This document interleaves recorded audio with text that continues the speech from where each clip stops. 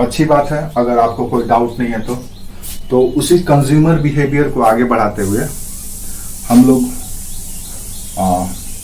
जो हमारा remaining area था जिसमें हम बात किए थे कि क्या क्या हम लोग कंज्यूमर बिहेवियर में पढ़ेंगे, तो हमने बताया था कि क्या क्या है कंज्यूमर बिहेवियर, उसका डेफिनेशन, उसका कैरेक्टर या फीचर्स क्या है, विशेषता क्या है, ये बताए थे।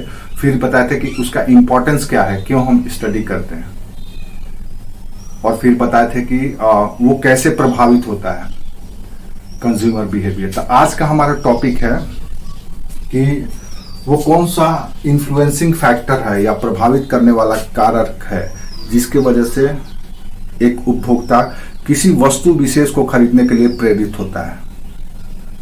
आप इसको ऐसे समझ लो, एक उदाहरण से मान लो हम कंज्यूमर है, उपभोक्ता है, या आप उपभोक्ता है, कंज्यूमर है, तो आप क्यों बेल पत्र खरीदेंगे, आप क्यों दूध खरीदेंगी, या क्यों अगरबत्ती खरीदेंगी? तो कुछ ना कुछ उसके पीछे कारण होगा।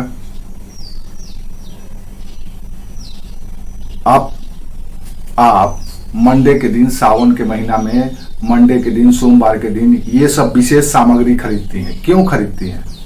उसके पीछे कुछ न पूजा के उद्देश्य से, यानी उसके पीछे कुछ कारण है, पूजा। तो वही जो फैक्टर है, ये कई तरह के फैक्टर होते हैं, कई तरह के कारक होते हैं जिनसे प्रेरित होकर के, जिससे प्रभावित होकर के कोई भी उपभोक्ता या कंज्यूमर किसी वस्तु विशेष की खरीदारी करता है। तो अगर किसी भी बिजनेस को या किसी भी उत्पाद को मार्केट में लोकप्रिय बनाना है, उसको बेचना है, तो इसके लिए हमको कंज्यूमर बिहेवियर के अध्ययन करने के दौरान ये देखना पड़ेगा कि कोई कस्टमर किसी वस्तु विशेष को क्यों खरीदता है, क्यों प्रोत्साहित होगा उसको खरीदने के लिए। आज हम मोबाइल फोन यूज करने लगे हैं। क्यों यूज करने लगे हैं? क्योंकि इस मोबाइल फोन से हमको कई तरह के सर्विसेज मिलने लगा है, इसीलिए हम मोबाइल फोन खरीदने लगे हैं। नहीं तो आज का हमारा टॉपिक है कि उपभोक्ता व्यवहार को यानी कंज्यूमर बिहेवियर को प्रभावित करने वाले घटक या कारक कौन कौन से हैं। तो उपभोक्ता व्यवहार को प्रभावित करने वाले घटक या कारक, आज मेरा ये टॉपिक है। जब आप इसको समझ लेंगे तब आप किसी उपभोक्ता के चाल चलन को समझ लेंगे कि ये इसको क्या चाहिए और क्यों चाहिए और कितना मात्रा में चाहिए। तभी तो आप सही तरीके से पर्याप्त मात्रा में उचित कीमत पर उसकी गुणवत्ता को ध्यान में रखते हुए, सब कुछ ध्यान में रखते हुए अपने प्रोडक्ट को उस कंज्यूमर को देंगे। तो यहाँ पे उपभोक्ता को हम मान लेते हैं आप ही हैं, मान लो टिंकू यहाँ पे उपभोक्ता है, कंज्यूमर है। अब टिंकू अपने जीवन अवधि में बचपन से लेकर के वृद्धावस्था तक कई तरह की सामान खरीदती है, ग्रोसरी खरीदती है, ब्यूटिशियन का सामान खरीदती है, या मेकअप का सामान खरीदती है, या पढ़ने के लिए सामान खरीदती है, लग्जरियस गुड्स खरीदती है, व्हीकल खरीदती है, घर खरीदती है, सब कुछ खरीदती है, भोजन खरीदती है, या आप कह सकते हैं कि रोटी कपड़ा मकान भी खरीदती है, सब कुछ खरीदती है। तो अपने जीवन काल में, अपने पूरे जीवन अवधि में अलग अलग सामान खरीदती है। तो क्यों खरीदती है? तो कहीं ना कहीं उसके पीछे कुछ ना कुछ कारण होगा। घर खरीदती है इसलिए क्योंकि वो किराए के घर में नहीं रहना चाहती है, उसको महंगा पड़ता है, वो अपना घर चाहती है। तो कितने तक का वो घर चाहती है, उसके पीछे भी कारण होगा कि वो कितने तक का खरीद सकती है। तो इस तरह से कुल मिला जुला करके देखा जाए तो एक कंज्यूमर को एक प्रोडक्ट को खरीदने के लिए कई तरह की इंस्पिरेशनल या इन्फ्लुएंसिंग फैक्टर होता है। उसी को हम लोग सिंप्लीफाई कर सकते हैं या क्लासिफाई कर सकते हैं। तो एक एक करके देखते हैं कि कौन कौन सा फैक्टर है। सबसे पहला जो फैक्टर है, कोई भी कंज्यूमर या कोई भी उपभोक्ता कोई वस्तु विशेष को क्यों खरीदेगा, उसके लिए जो सबसे पहला फैक्टर है वो है पर्सनल फैक्टर या व्यक्तिगत कारण। व्यक्तिगत कारण है। वो क्या है हम बात करेंगे। सबसे पहला फैक्टर है। दूसरा फैक्टर है इकोनॉमिक फैक्टर या आर्थिक कारक। आर्थिक कारक। तीसरा फैक्टर है मनोवैज्ञानिक, साइकोलॉजिकल। ये सबको आपको दिमाग में बैठा लेना है। ये सब अपने आप में एक सवाल है, मनोवैज्ञानिक या साइकोलॉजिकल।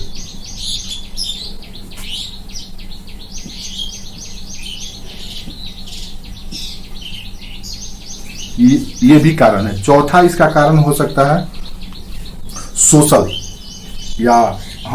या सामाजिक कारक।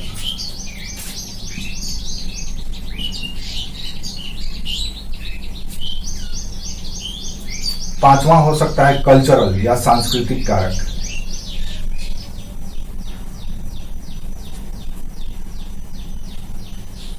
एक और कारक जोड़ लीजिए, मिसलेनियस या अन्य, विविध, जो वर्तमान में प्रभावित करता है विशेष करके मार्केट में कंज्यूमर को।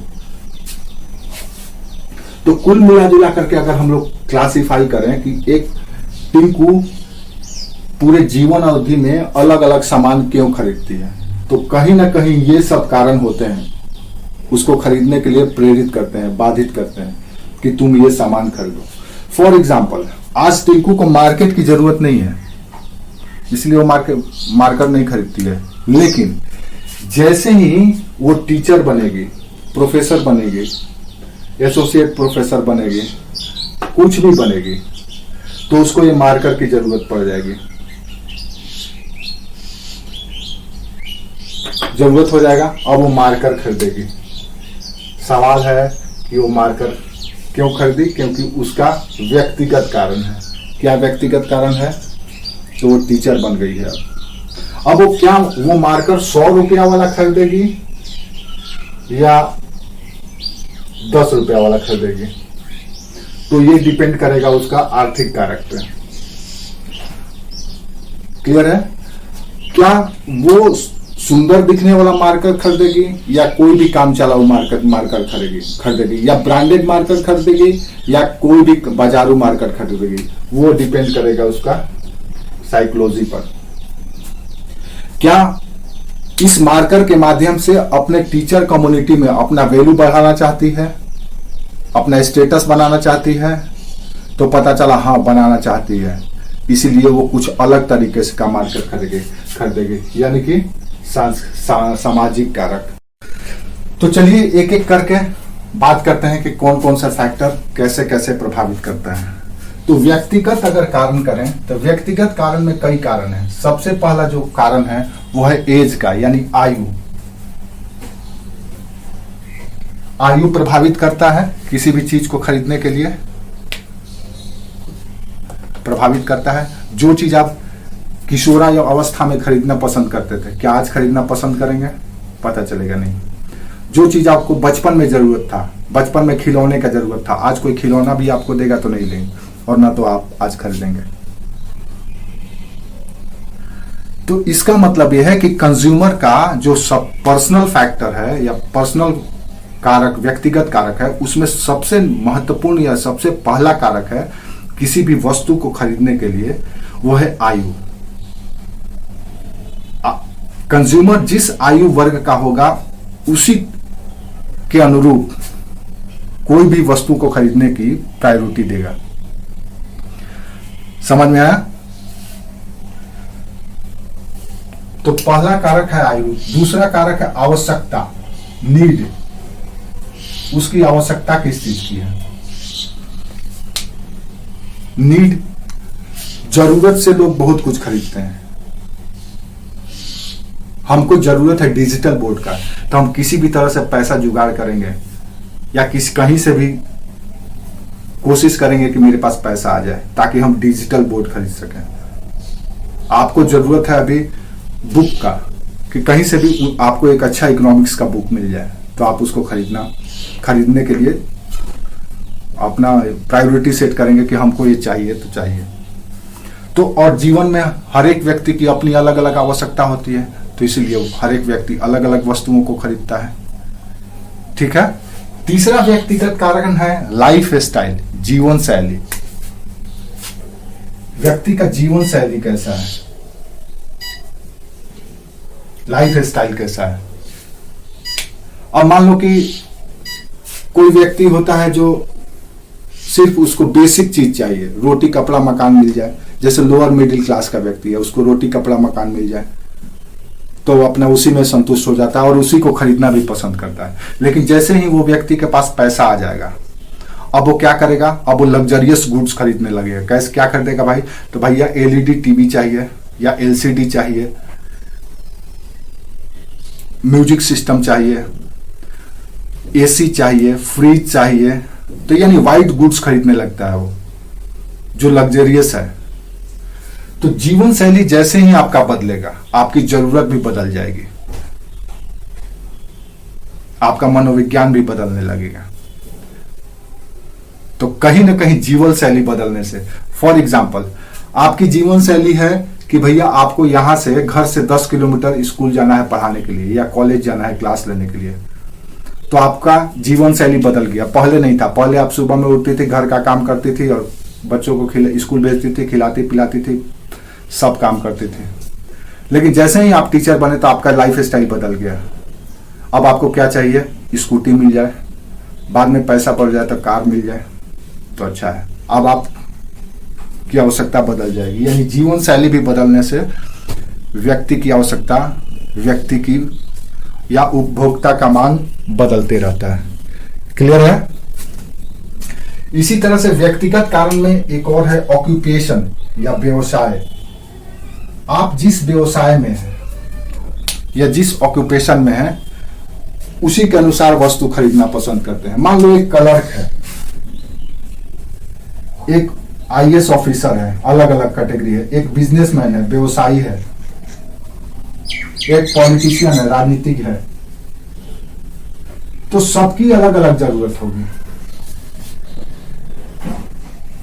फॉर एग्जाम्पल हम आपके लिए टीचर भी हैं, तो हमें टीचिंग इक्विपमेंट चाहिए, जो या टीचिंग सामग्री चाहिए। वेरी गुड, हाँ वेरी गुड, आपकी हिंदी बहुत अच्छी है, हमसे भी अच्छी है।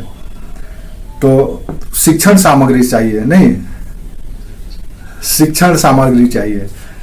और हाँ, बहुत अच्छा बात है, आपकी हिंदी बहुत अच्छी है। तो जैसे ही आप ये करते हैं, पेशा बदलते हैं, ऑक्यूपेशन बदलते हैं, प्रोफेशन बदलते हैं, आपकी जरूरत बदल जाती है।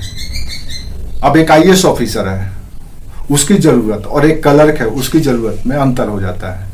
क्योंकि आईएएस ऑफिसर का कई तरह का सोशल इन्फ्लुएंस है, सोशल कनेक्टिविटी है, स्टेटस है, सोशल स्टेटस है, वगैरह वगैरह कई कारण है जिसकी वजह से अलग अलग जरूरत उसको पड़ेगा और अलग अलग वस्तुओं को खरीदने की कोशिश करेगा। नेक्स्ट है जेंडर। लिंग भी डिसाइड करता है आप किस लिंग के हैं, या जेंडर। अब जो सामान फीमेल खरीदेगी, क्या वो सामान पुरुष खरीदेगा, मेल खरीदेगा, पता चलेगा नहीं। क्या क्या क्या कोई मेल लिपस्टिक खरीदना पसंद करेगा, क्या कोई मेल फाउंडेशन खरीदना पसंद करेगा, क्या वो क्लचर खरीदना पसंद करेगा, हेयर बैंड खरीदेगा, नहीं खरीदेगा। यानी कि जेंडर डिसाइड करता है कि आप कौन सा प्रोडक्ट खरीदेंगे। अब हम गर्ल्स कॉलेज के सामने हम बैट और बॉल लेकर के बैठे जा बेचने के लिए, तो कौन लड़की आकर के खरीदेगी, बहुत कम बिकेगा, न के बराबर। और वही अगर ये सब सामान लेकर के बैठ जाएं, कान, ear ring, hair band, lipstick और पता नहीं आईब्रो और क्या पेन, लाइनर, पिस्टन जो होता है, वो सब अगर लेकर के बैठ जाएं तो खरीदने का नंबर लग जाएगा, नहीं लग जाएगा। तो यानी कि कंज्यूमर का बिहेवियर उसके जेंडर से भी डिसाइड होता है कि वो किस जेंडर का है, किस लिंग का है। तो ये कुछ अच्छा। एक और लास्ट फैक्टर होता है इसमें, उसकी पर्सनालिटी। लास्ट का एक और फैक्टर है उसकी पर्सनालिटी, व्यक्तित्व कैसा है। अलग अलग व्यक्ति का अलग अलग व्यक्तित्व होता है और उस व्यक्तित्व से उसका स्वभाव निर्धारित होता है। मान लो हम ऐसे व्यक्ति हैं या आप ऐसी व्यक्ति हैं, आप शर्मीले व्यक्तित्व के हैं या आप रोबीले स्वभाव की हैं। हर एक व्यक्ति का अपना व्यक्तित्व होता है और उसी से मिलता जुलता वो सामान खरीदना पसंद करता है। फॉर एग्जाम्पल, एक लड़के का उदाहरण ले लेते हैं। कुछ लड़के होते हैं जो रोबीले प्रवृत्ति के होते हैं, जो समाज में अपना प्रभाव जमाने की कोशिश करते हैं, रुतबा झाड़ने की कोशिश करते हैं। तो उनको अगर बाइक का ऑप्शन दिया जाए तो बुलेट को प्रायोरिटी देंगे। कुछ लड़के होते हैं जो रेस पसंद करते हैं, रफ्तार पसंद करते हैं जीवन में, तो उनको अगर बाइक का ऑप्शन दिया जाए कलेक्शन करने के लिए कि भाई इसमें से कौन सा आप लेना पसंद करेंगे, तो वो स्पोर्ट्स बाइक को प्रीफर करेगा कि हमको R15 चाहिए या यामाहा का ये गाड़ी चाहिए या वो गाड़ी चाहिए, वो स्पोर्ट्स बाइक पसंद करेगा। तो आपकी जैसी व्यक्तित्व होती है आप वैसा सामान खरीदना पसंद करते हैं। कुछ लड़के होते हैं, जो कुछ लड़कियां होती हैं कि एकदम छोटा सा स्लिम ट्रिम फोन खरीदना पसंद करती हैं, तो उसी में से कुछ लड़कियां होती है जो भारी भरकम बड़ा सा फोन खरीदना पसंद करती हैं, क्योंकि उनका व्यक्तित्व उनको खरीद। जब आपको ये पता है या जब आप जानते हैं कि आपका ये कस्टमर इस सामान को नहीं खरीद सकता है, तो आप ये स्टडी करने जाएंगे कि क्यों नहीं खरीद सकता है। कोशिश करने, जानने की कोशिश करेंगे क्या दिक्कत है भाई, वहां वो कौन सी आय है जिसकी जो आय इसको नहीं हो रहा है और उसके पास पैसा नहीं आ पा रहा है या मनी जनरेट नहीं हो पा रहा, इसीलिए वो सामान को नहीं खरीद पा रहा है। तो इसलिए आर्थिक कारक को हम आय के रूप में देख सकते हैं। सबसे पहला आर्थिक कारक में उसका इनकम हमको देखना पड़ेगा, यानी आय देखना पड़ेगा, क्या है उसकी आय। अब आय भी कई तरह का होता है, इनकम भी कई तरह का होता है, जैसे पर्सनल इनकम या व्यक्तिगत आय, दूसरा पारिवारिक आय होता है। हम बताएंगे क्या क्या इसमें आपको करना है। फिर हो सकता है आय की संभावना, हो सकता है आने वाला, ये तो इनकम, प्रोस्पेरिटी ऑफ इनकम, आय की संभावना। अब ये तीन चीज व्यक्ति के आय को प्रभावित करता है, कोई सामान खरीदेगा कि नहीं खरीदेगा। व्यक्तिगत आय है अगर उसके पास, अगर वो इतना कमा लेता है कि वो रेड वाला मार्कर खरीद ले, देन वो परचेज कर सकता है। अगर उसका व्यक्तिगत आय नहीं है, देन वो नहीं खरीद सकता है। समझ में आया? और व्यक्तिगत आय कम बेसी होते रहता है। हो सकता है किसी महीना वो ज्यादा कमा ले, हो सकता है किसी महीना बिल्कुल कुछ ना कमाए।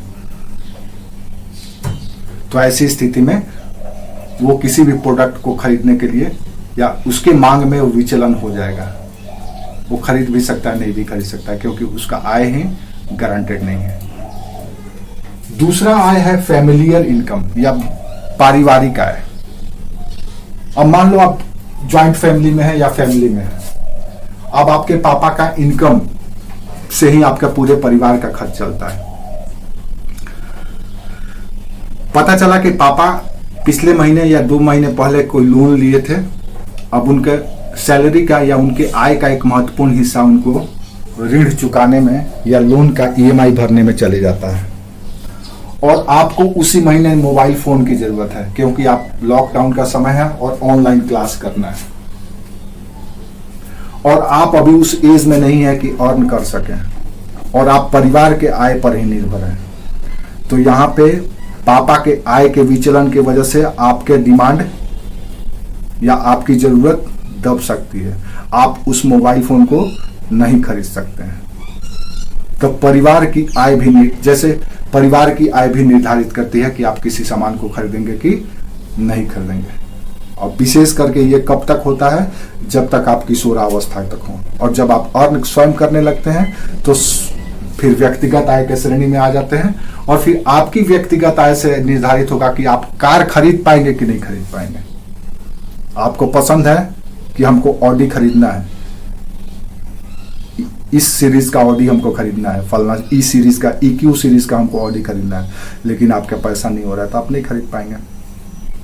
लेकिन ये दोनों आय आपका साथ नहीं दे रहा हो, लेकिन आपको ऐसा लगता है कि फ्यूचर में 2 महीने बाद या 3 महीने के बाद आपके पास पैसा आ जाएगा,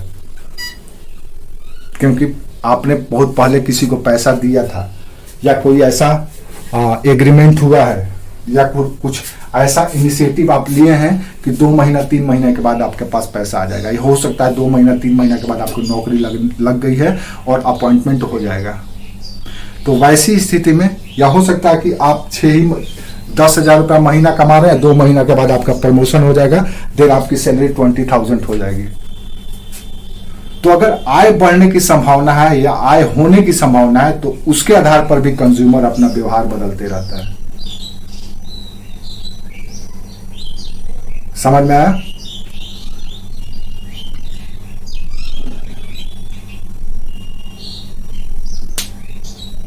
समझ में? हाँ। तो अगर ये संभावना है तो आप खरीद सकते हैं। तो इनकम या आर्थिक कारक में सबसे पहला कारक है आय।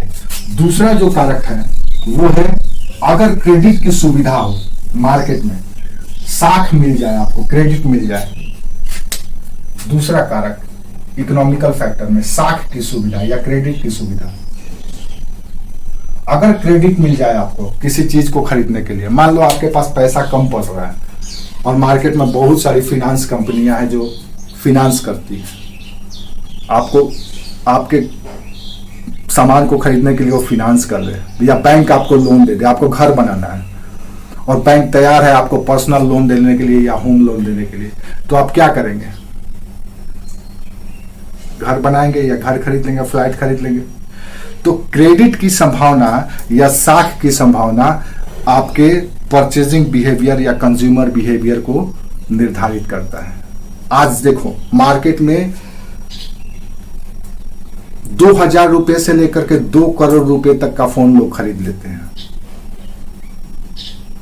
जिसकी कैपेसिटी नहीं है 20,000 का फोन लेकर के घूमने का, जो 5,000 रुपया महीना कमाता है वो भी 20,000 का फोन चाहेगा तो खरीद सकता है। क्यों? क्योंकि मार्केट में क्रेडिट मिल जाता है, साख मिल जाता है, वो बैंक से ले सकता है, फिनांस करा सकता है, तो अगर मार्केट में ये फैसिलिटी है देन वो खरीद सकता है। इसीलिए बड़ी बड़ी कंपनियां, याद रखो, इस मार्केट के बिहेव को समझने के लिए ये जो मार्केट में बदलाव होता है वो सब के सब कंज्यूमर के ध्यान में रख करके किया जाता है। और कंज्यूमर को क्या चाहिए वो कंपनी ध्यान में रख करके पैदा करती है। आपके अंदर कंपनी जरूरत पैदा करवा देती है, डर पैदा कर देती है कि ये लो नहीं तो ऐसे हो जाएगा।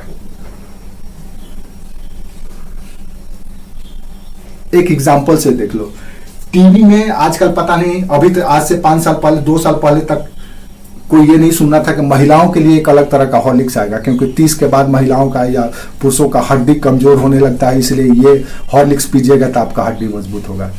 अब आपको डर पैदा कर दिया गया कि 30 का उम्र अगर आपका हो गया तो आपका हड्डी कमजोर होने लगा है।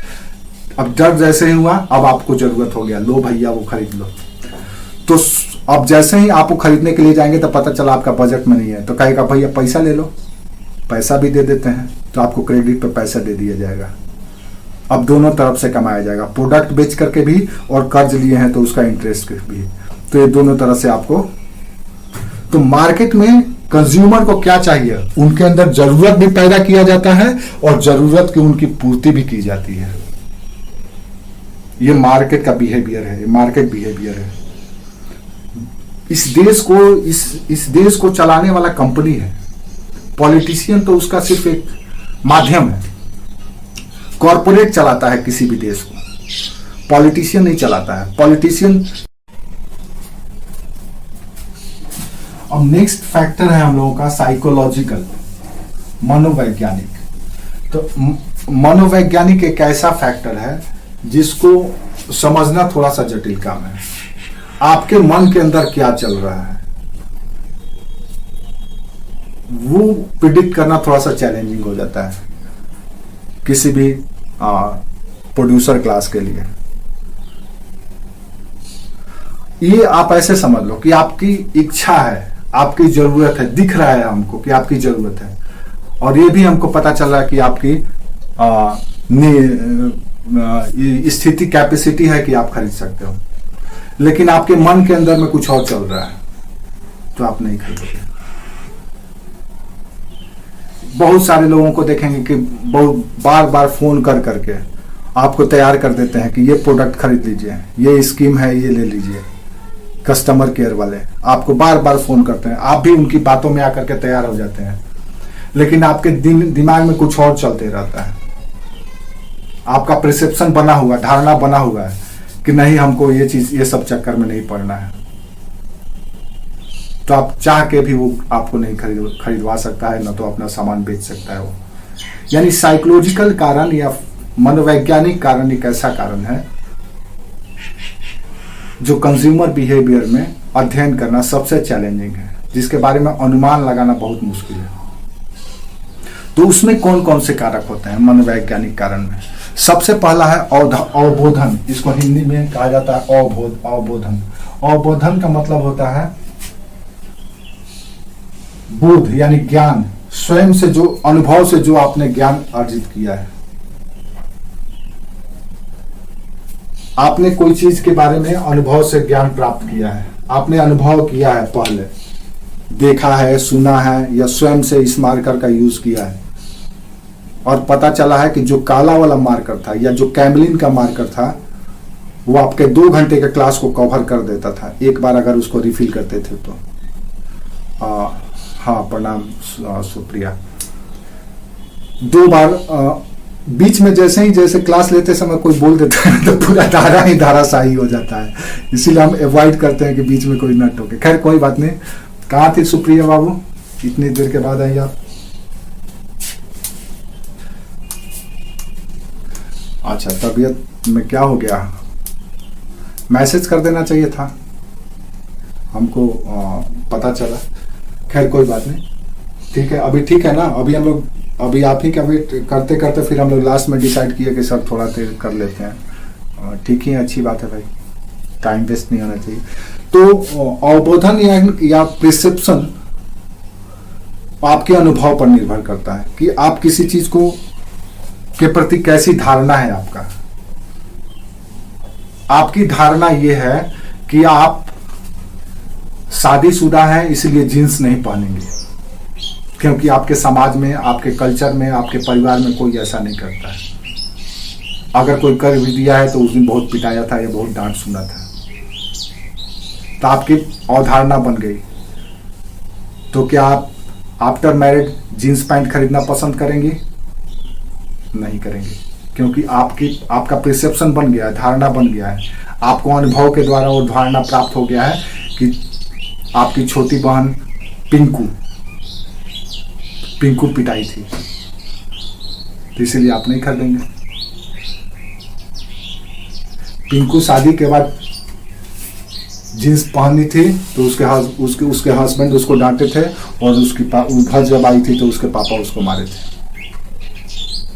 तुम्हारे साथ भी हो सकता है, आपके साथ भी हो सकता है, इसीलिए आप जींस नहीं खरीदेंगे। यानी धारणा आपका बन गया है।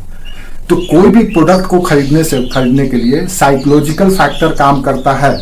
आपका लाख हम माइंड वॉश कर दें, लाख अच्छी बात बता दें, लेकिन आप डिसाइड करके रख चुकी हैं कि हमको यहां नहीं पढ़ना, किसी दूसरे जगह ही पढ़ना है, क्योंकि आपको अनुभव हो चुका है कि हम कहीं अच्छा नहीं पढ़ा पाते हैं, या हम टाइम ज्यादा नहीं दे पाते हैं, या हमारा जो क्लास शेड्यूल है वो आपको पसंद नहीं है। तो हम लाख बेहतर कर लें, आप नहीं पढ़ना पसंद करेंगे, क्योंकि आपकी धारणा बदल गई है। तो धारणा के आधार पर, अवधारणा के आधार पर या अवबोधन के आधार पर आप निष्कर्ष लेते हैं कि किसी सामान को खरीदेंगे या नहीं खरीदेंगे। तो साइकोलॉजिकल कारण में पहला कारण है ये। दूसरा कारण होता है साइकोलॉजिकल फैक्टर में, किसी चीज को आपकी जो अवधारणा बनती है या अवबोधन बनता है वो अनुभव से प्रेरित होता है, एक्सपीरियंस करके प्रेरित होता है। यानी कि किसी वस्तु विषय की सेवा लिए हैं आप, किसी चीज को खरीदे हैं या कहीं गए हैं, कोई किसी भी तरह से अगर किसी परिस्थिति से प्रभावित हुए हैं और उसका उपभोग किए हैं, तो आपका उसका अनुभव हो चुका है कि ये कैसा है। तो आपके डिसीजन में वो उससे संबंधित डिसीजन लेने में आपके दिमाग में वो बात जरूर आएगा। सपोज आप बोकारो से रांची जा रही थी, बोकारो टू रांची, आप पिछले बार जब गई थी तो बस से गई थी, तो पता चला इसमें 4 घंटा लगा था। कम से कम 4 घंटे के इस सफर में वो 8 बार बस रुका था, स्टॉप हुआ था, और इसके वजह से आपको कई तरह की परेशानी हुई थी। क्या अगली बार आपको बस की सेवा के लिए कहा जाए कि बस से चले जाओ बोकारो से रांची, तो आप जाना पसंद करोगे? कहोगे ना रे बाबा ना, हमको तो भैया ट्रेन मांगता है, हम ट्रेन से जाएंगे, हमको 2 घंटा में पहुंचा देगा, एक स्टॉपेज है।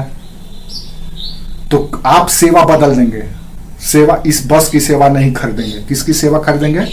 ट्रेन की सेवा कर देंगे, क्योंकि आपको गलत अनुभव या बुरा अनुभव हो चुका है। सुखद अनुभव नहीं हुआ है, दुखद अनुभव हुआ है। तो अनुभव जैसे ही आपका बदला, आपको सामान खरीदने या वस्तु खरीदने के दौरान जो निर्णय लेंगे वो प्रभावित होगा कि आप कौन सी सेवा लेना पसंद करेंगे या कौन सी वस्तु खरीदना पसंद करेंगे। ठीक है। अब जैसे मान लो एक और उदाहरण ले लो। मान लो कोई बंदा है, कोई व्यक्ति है, वो व्यक्ति को फलना ब्रांड का जींस पहनने का आदत है, या पिछले बार पहना था, लिया था,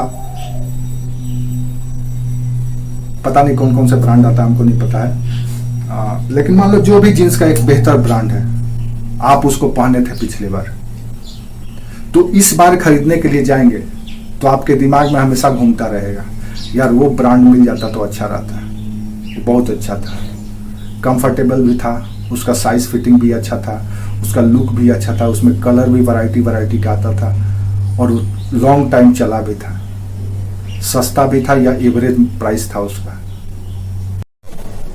समझ में आया? ये मायने रखता है।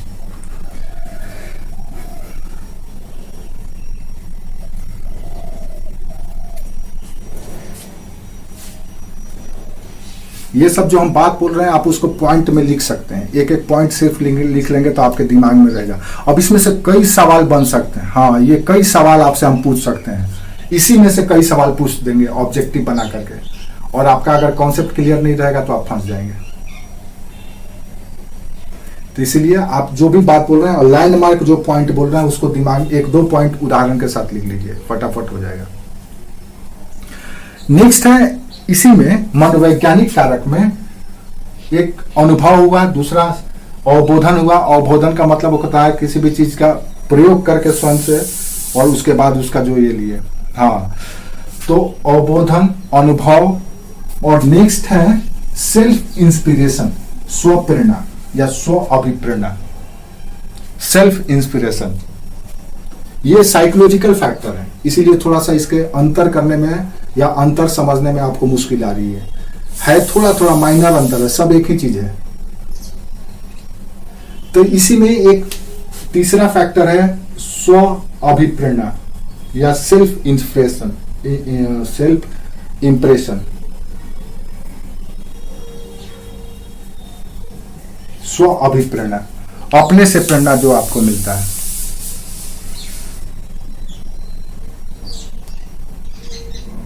जैसे मान लो ये प्रेरणा जो है, स्व अभिप्रेरणा, कई कारणों से प्रेरित होता है। आप किसी चीज को खरीदेंगे या किसी वस्तु को क्यों खरीदेंगे, उसी को क्यों खरीदेंगे या क्यों नहीं खरीदेंगे, ये आपके जो सेल्फ इंस्पिरेशन है, इसके कई कारण होते हैं, और उसके आधार पर फिर आप ये डिसाइड करते हैं, यानी निर्णय लेते हैं कि आप उस सामान को खरीदेंगे या नहीं खरीदेंगे। तो क्या क्या हो सकता है, आप खुद कल्पना कीजिए। इसके कई कारण हैं स्व अभिप्रेरणा के। फॉर एग्जाम्पल, अगर हम बात करें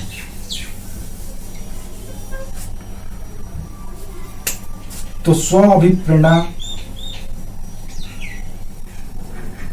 में जो सबसे पहला कारक होगा वो होगा आपकी जरूरत या आपकी आवश्यकता या नीड, जरूरत। अगर आपको किसी चीज की जरूरत है, आपको अगर भूख लगा है, कहीं जा रहे हैं रास्ते में, और आपको भूख लग गया, तो वैसी स्थिति में अगर आपको बस में चलते हुए चना मसाला बेचने वाला आ गया तो आप खरीदेंगे? बिल्कुल खरीद लेंगे। आपको अंदर से इंस्पिरेशन मिलेगा, भैया खरीद लो, आपको भूख लगा है। तो जैसे ही जरूरत होगा व्यक्ति को, अपनी जरूरत की पूर्ति करने के लिए सामान को खरीदेगा। तो हमने कहा क्या था अभी थोड़ी देर पहले, बड़े बड़े कॉरपोरेट आपके अंदर जरूरत पहले पैदा करते हैं, जरूरत को पैदा करने के बाद फिर उसको फुलफिल करने के लिए अपने प्रोडक्ट बेचते हैं। आज हम चाह के भी बिना फोन का नहीं रह सकते हैं। क्यों नहीं रह सकते हैं? क्योंकि सारी सर्विसेज अब इसी पे आपके दी जा रही है। आप नहीं रखेंगे तो आपकी जरूरत लॉस हो, आपको लॉस होगा। तो जरूरत कहा जाता है ना, आवश्यकता आविष्कार की जननी है। अगर आपको आवश्यकता है तो फिर आप कुछ भी कर लेंगे। तो स्व अभिप्रेरणा या सेल्फ इंस्पिरेशन का जो पहला कारक है, जो आपके प्रेरणा को प्रभावित करता है या प्रेरित करता है लेने के लिए या न लेने के लिए बाधित भी करता है, वो है जरूरत। हर एक व्यक्ति का अलग अलग जरूरत होती है। लेबर का अलग जरूरत है, स्टूडेंट का अलग जरूरत है, व्यवसायी का अलग जरूरत है, सबका अपनी अपनी जरूरत है। और जरूरत के अनुसार से व्यक्ति सामान को खरीदता है। दूसरी जरूरत, अब ये जरूरत भी कई तरह से होता है। जरूरत होता है शारीरिक, दूसरा जरूरत होता है सामाजिक। शारीरिक जरूरत, जैसे आपको भूख लग गया, आपको अब चाहिए ही चाहिए। पहनने के लिए कपड़ा चाहिए ही चाहिए, आप खरीदो कहीं, चाहे वो किसी भी लेवल का, किसी भी ब्रांड का हो, आपकी जरूरत है तो आप खरीदोगे। अब आपके ऊपर निर्भर करता है कि आप कौन सा ब्रांड, तो वो बाकी सारे कारक, आर्थिक कारक, व्यक्तिगत कारक कुछ भी हो सकते हैं, लेकिन आप खरीदोगे क्योंकि आपकी जरूरत होगी। आज नहीं खरीदोगे, कल खरीदोगे, लेकिन खरीदोगे। तो एक जरूरत में शारीरिक हो सकता है, सामाजिक हो सकता है। सामाजिक जरूरत क्या होता है? तो सामाजिक जरूरत का मतलब यह है कि कुछ ऐसी जरूरत होती है जब आप सामाजिक समूह में या समाज में पार्टिसिपेट करते हैं तो वहां पे उस चीज की आवश्यकता होती है, आप उसके बगैर नहीं चल सकते हैं। अब एक एग्जांपल से ऐसे समझ लो कि कई ऐसे निर्णय हैं जो सिर्फ आप अपने लिए नहीं करते हैं बल्कि समाज को ध्यान में रख करके करते हैं कि समाज में ऐसा है इसलिए हम ऐसा लेंगे। क्यों, कैसे? मान लो सपोज आपके पास टीवी ऑलरेडी कलर टीवी है ओनिडा का, लेकिन आपके आसपास के सारे पड़ोसी एलसीडी या प्लाज्मा टीवी देख रही हैं। अब यहां पे आपकी प्रतिष्ठा की दाव लगी, सामाजिक प्रतिष्ठा लग गया यहां पे। तो आप कोशिश करेंगे जितना संभव हो सके उसको ध्यान में रखते हुए आप भी प्लाज्मा टीवी या एलसीडी खरीद लें। इसीलिए याद रखिए, बड़े बड़े कॉरपोरेट जो हैं सामाजिक जरूरत पैदा करवाती है। आप ऐसे देखो, समाज का जो लीड करने वाला क्लास है, कम वर्ग है, चाहे महिलाओं का हो या पुरुष का हो, दिखाया जाता है कि ये बंदा इस मुकाम पे पहुंचा है। कैसे पहुंचा भाई? और पहुंचा तो ये सामान का उपयोग करता है, इससे इसका प्रेस्टीज बढ़ जाता है। आप देखेंगे, ऐसे समझ लो सामाजिक जरूरत का एकदम ज्वलंत उदाहरण, कोई भी बॉलीवुड एक्टर, वो चाहे अनपढ़ क्यों ना हो, 90% बॉलीवुड का एक्टर अनपढ़ है, मैट्रिक पास भी नहीं है सब, लेकिन उसका सोशल नीड है कि वो इंग्लिश में बात करे। नहीं बात करेगा तो उसका सामाजिक प्रभाव खत्म हो जाएगा। तो बचपन से, और दूसरी उसका फिटनेस अच्छा होना चाहिए। तो अगर फिटनेस अच्छा भी नहीं है तो फिटनेस अपना बनाता है क्योंकि उसकी सामाजिक जरूरत है, समाज में उसकी एक अपनी छवि है, और अपनी छवि को बनाए रखना है तो ये सब काम करना पड़ेगा। आपकी भी सामाजिक जरूरत रखा है, और अगर पड़ोसी रखा है प्लाज्मा टीवी तो आप क्यों पीछे रहेंगे, आप भी खरीदेंगे। तो जरूरत एक तो शारीरिक होता है, दूसरा सामाजिक होता है, तीसरा आत्मसम्मान से भी जुड़ जाता है। कभी कभी जरूरत पैदा हो जाता है, या कह सकते हैं कि कुछ लोग अहंकार में, घमंड में आकर के भी सामान को, वस्तु को खरीदते हैं।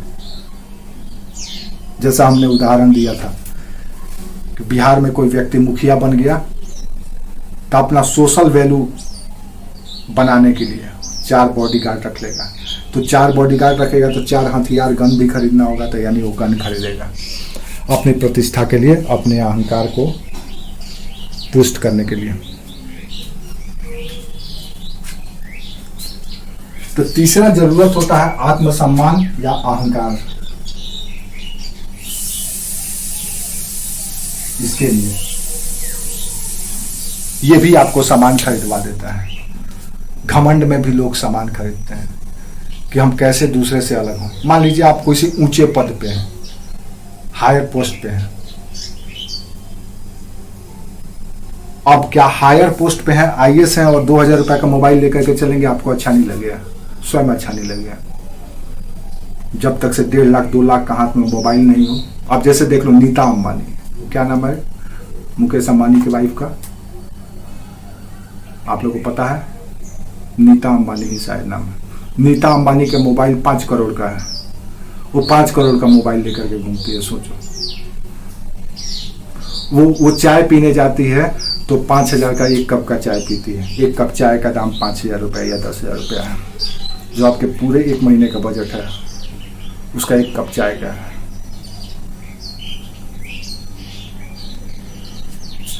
यानी कि सम्मान और अहंकार के लिए भी लोग खर्च करते हैं। और जरूर आप देखिए ना, मार्केट में क्या जरूरी है फरारी का, क्या जरूरी है रोल्स रॉय का, क्या जरूरी है मर्सिडीज का, क्या जरूरी है ऑडी का। 800 से ही काम चल जाता है। लेकिन प्रतिष्ठा, आत्मसम्मान और अहंकार के लिए वो सब है। लग्जरियस गुड्स क्यों बनाए गए हैं? ताकि आपको औरों से अलग किया जाए, आप अपने आप को अलग महसूस करें। कुछ लोग होते हैं कि मिट्टी का मकान, ऊपर में खपड़ेल या फूस, उसी में मस्त है। कुछ लोगों के घर में टाइल्स लगा है, इटालियन मार्बल लगा है, तो ये लगा है, तो वो लगा है, ये इक्विपमेंट से, ये लग्जरियस। क्यों भैया? आपसे अलग हमारा आत्मसम्मान, हमारा सम्मान, हमारी प्रतिष्ठा, हमारा सम्मान। तो वहां भी जरूरत पैदा हो जाता है। समझ में आया?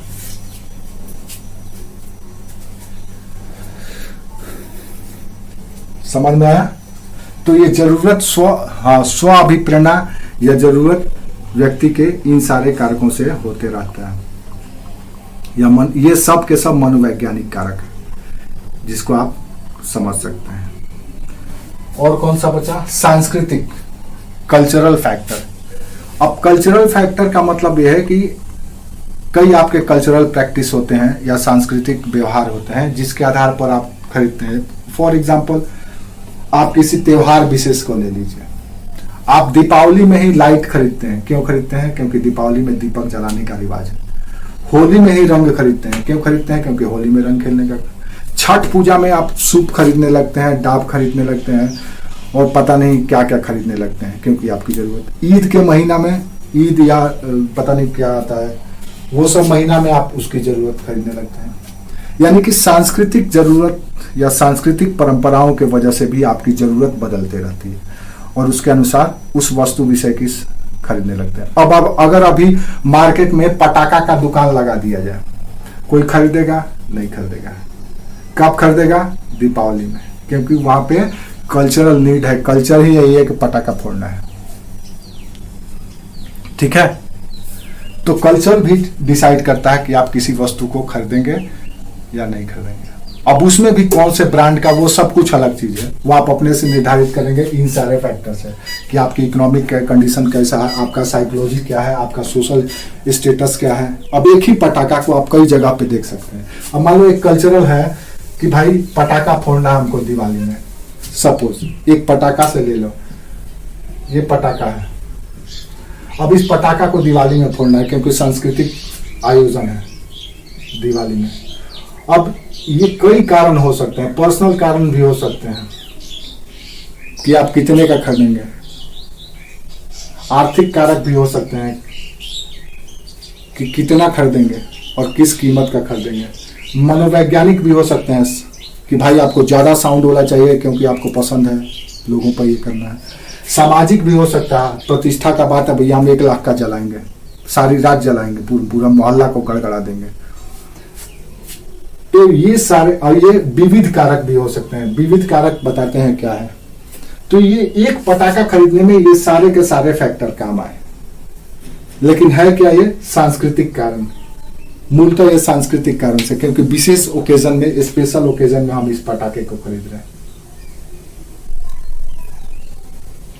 लेकिन ये सब के सब सहायक कारक हैं, मुख्य कारक सांस्कृतिक यहाँ पे है, तो सहायक कारक ये सारे हैं एक पटाखा को खरीदने में।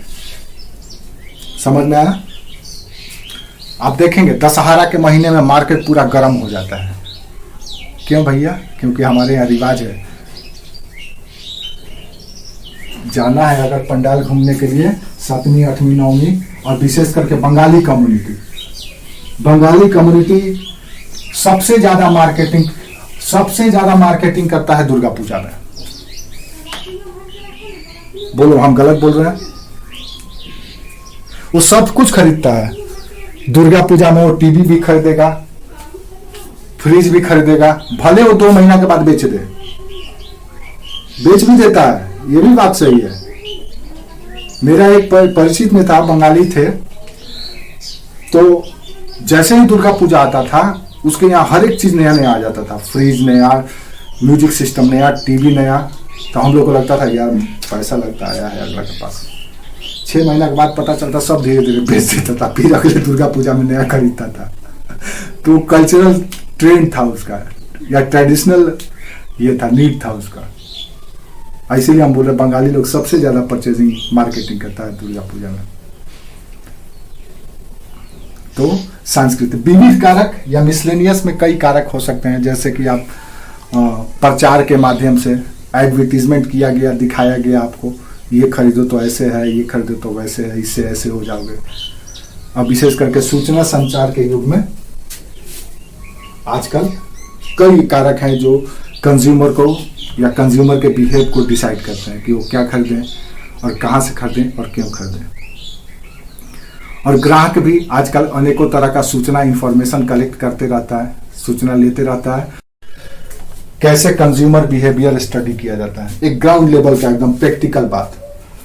आप किसी दुकान में गए, जैसे ही आप दुकान में जाएंगे, दुकान का मालिक या उसका सेल्समैन या स्टोर मैनेजर, आजकल नए नए नाम दिए जाने लगे हैं, स्टोर कीपर, स्टोर मैनेजर, पता नहीं क्या क्या। MBA जब से आया है समाज की ऐसी की तैसी कर दिया है, और समाज को सबसे ज्यादा दिग्भ्रमित किया है जब से MBA पढ़ा जाने लगा 1991 के बाद से। लोगों को भ्रमित किया जाता है, डर पैदा किया जाता है। तो एक सिंपल सा उदाहरण से समझिए कि क्या होता है कंज्यूमर बिहेवियर, कैसे स्टडी किया जाता है। आप एक किसी आउटलेट में गए, एक टीवी के दुकान में गए, ये टीवी का दुकान है, आप इसमें प्रवेश किए, आप यहां से गए। अब यहाँ पे इसका मालिक बॉस बैठा हुआ है और इसके सेल्समैन भी है। अब जैसे ही आप प्रवेश करेंगे, मालिक और सेल्समैन आपको सबसे पहले देखेगा कि इसका कपड़ा कैसा है, दिखने में कैसा है, किस गाड़ी से आया है। वो समझ जाएगा कि इनका डिमांड क्या है, इनको किस लेवल का, किस प्राइस का प्रोडक्ट दिखाया जाए या कौन सा प्रोडक्ट दिखाया जाए और कितना प्राइस बताया जाए, ये कौन सा सामान लेंगे। ऐसा नहीं है कि आप गए हैं फतेहाल और आपका 2 लाख का टीवी दिखाएगा कि ये टीवी देख लीजिए बहुत अच्छा है। आपके औकात के अनुसार आपका बिहेवियर समझ जाएगा कि आप ये 30,000 रुपये का सबसे ज़्यादा अगर लेंगे तो 30,000 से ज़्यादा का टीवी नहीं ले सकते हैं। आपको प्लाज्मा टीवी नहीं दिखाएगा, आपको कौन सा टीवी दिखाएगा, खूब दिखाएगा तो कहेगा भैया ये LCD है, इसी को ले लीजिए 30,000 का। आपके बिहेवियर को स्टडी कर लिया हो, फिर देखा कि नहीं ये बहुत जरूरत, अच्छा ये देखा कि ये बहुत जरूरतमंद है भी कि नहीं है, तो पता चला ये ज्यादा इंटरेस्ट इनको नहीं है या बहुत ज्यादा जरूरत है, तो आपको दिखाएगा कि ये लीजिए। ये एक ग्राउंड लेवल का कंज्यूमर बिहेवियर का स्टडी है। और हर एक व्यक्ति समाज में वही सफल होता है जो कंज्यूमर बिहेवियर को स्टडी करके अपने आप को बेचता है। समाज का सबसे सफल व्यक्ति कौन है? जो कंज्यूमर बिहेवियर स्टडी करता है और कंज्यूमर बिहेवियर के स्टडी करने के बाद ऑन डिमांड वो अपने आप को बेचता है। और इसी को कहा जाता है लोक प्रशासन में, पब्लिक एडमिनिस्ट्रेशन में, इसके लिए एक टर्म यूज किया जाता है गुड गवर्नेंस, सुशासन। यानी आपको जो चीज सर्विस चाहिए गवर्नमेंट उसी सर्विस को देगी, that is called good governance. Market में कंज्यूमर बिहेवियर, सरकार में गुड गवर्नेंस।